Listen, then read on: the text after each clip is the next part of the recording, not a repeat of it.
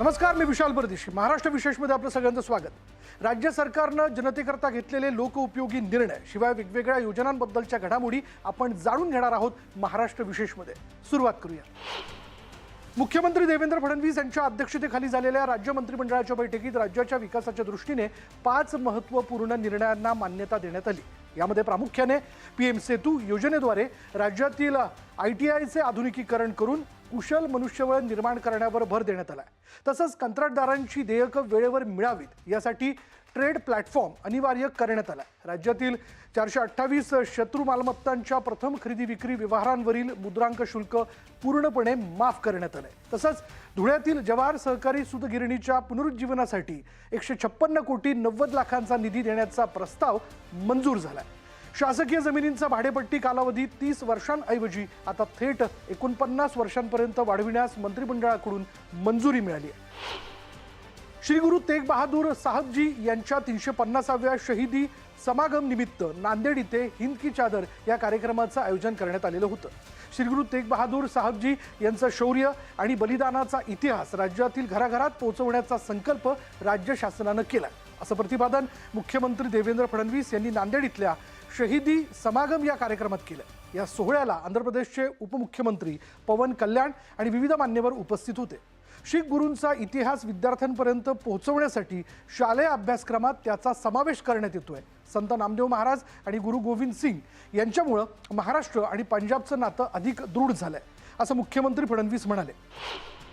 केंद्र सरकारने 2026 सालच्या पद्म पुरस्कारांची घोषणा केली असून यामध्ये महाराष्ट्राने मोठी बाजी मारली आहे. देशातील एकूण 131 पुरस्कारांपैकी 15 पुरस्कार महाराष्ट्राला मिळाले. ज्येष्ठ अभिनेते धर्मेंद्र सिंग देओल यांना मरणोत्तर पद्मविभूषण देऊन गौरवण्यात आले. पद्मभूषण श्रेणीमध्ये गायिका अलका याज्ञिक, व्यापार आणि उद्योग क्षेत्रात बँकर उदय कोटक आणि जाहिरात क्षेत्रातील कामगिरीसाठी मरणोत्तर पियुष पांडे यांचा सन्मान करण्यात आला. क्रीडा क्षेत्रातून टीम इंडियाचा कर्णधार रोहित शर्माला पद्मश्री जाहीर झाला. याशिवाय वैद्यकीय क्षेत्रात डॉक्टर आर्मिडा फर्नांडिस, व्यापार आणि उद्योग क्षेत्रासाठी अशोक खाडे आणि सत्यनारायण नुआल यांचा पद्मश्रीने गौरव करण्यात आला. प्रसिद्ध तारपावादक भिकल्या लाडक्या धिंडा, माधवन रंगनाथन, रघुवीर तुकाराम खेडकर आणि सतीश शहा यांना कला क्षेत्रासाठी पद्मश्री जाहीर झाला. तसंच समाजकार्यासाठी जनार्दन बापूराव बोथे तर विज्ञान आणि अभियांत्रिकी क्षेत्रासाठी जुझेर वासी यांना पद्मश्री जाहीर झाला.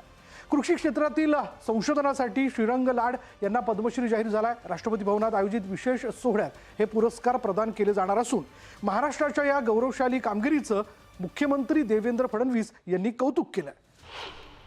राज्यातील शासकीय कामकाजात पारदर्शकता आणि वेग आणण्यासाठी 150 दिवसांचं ई-गव्हर्नन्स सुधारणा कार्यक्रमाचं आयोजन करण्यात आलेलं होतं. कार्यक्रमाअंतर्गत उत्कृष्ट कामगिरी करणाऱ्या शासकीय कार्यालयांची घोषणा प्रजासत्ताक दिनी करण्यात आली. भारतीय गुणवत्ता परिषदेमार्फत केलेल्या मूल्यमापनात जळगाव जिल्हाधिकारी कार्यालय, ठाणे ग्रामीण पोलीस अधीक्षक कार्यालय आणि पनवेल महानगरपालिका यांनी आपापल्या संवर्गात प्रथम क्रमांक पटकावला.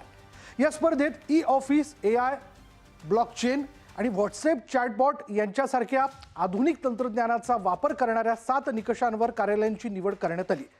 मंत्रालयीन विभागात सार्वजनिक बांधकाम विभागाने बाजी मारली आहे. मुंबई अग्निशमन दलाच्या इतिहासातील गौरवशाली वारसा पुन्हा सेवेत दाखल झाला आहे. 1937 मध्ये इंग्लंडमध्ये निर्मित आणि 1944च्या मुंबई डॉक दुर्घटनेत महत्त्वाची भूमिका बजावणाऱ्या टर्न टेबल शिडी अग्निशमन वाहनाचं पुनर्जतन करण्यात आलंय. बृहन्मुंबई महानगरपालिका मुख्यालय इथे मुख्यमंत्री देवेंद्र फडणवीस यांच्या हस्ते या विंटेज वाहनाचं अनावरण झालं. मुख्यमंत्री फडणवीस यांनी मुंबई अग्निशमन दलाच्या कार्यक्षमतेचं कौतुक करत ऐतिहासिक वारशाचं जतन अत्यावश्यक असल्याचं सांगितलं. विकसित महाराष्ट्र 2047चं उद्दिष्ट साध्य करण्यासाठी राज्य शासनाने पारदर्शक, गतिमान आणि उत्तरदायी सुशासनावर भर देत 150 दिवसांचा सेवाकर्मी प्लस कार्यक्रम यशस्वीपणे राबवला. या उपक्रमाअंतर्गत विविध प्रशासकीय विभागांच्या अधीनस्थ मंडळे, महामंडळे, विद्यापीठे आणि स्थानिक स्वराज्य संस्था आणि स्वायत्त आस्थापनांच्या सेवाविषयक कामगिरीचं 9 निकषांवर मूल्यांकन करण्यात आलंय. भारतीय गुणवत्ता परिषदेच्या अहवालानुसार सर्वोत्तम कामगिरी करणाऱ्या संस्थांचं गुणांकन प्रजासत्ताक दिनी जाहीर करण्यात आलं. आज महाराष्ट्र विशेषमध्ये इतकंच. पहा फक्त न्यूज 18 मराठी, आवाज महाराष्ट्राचा.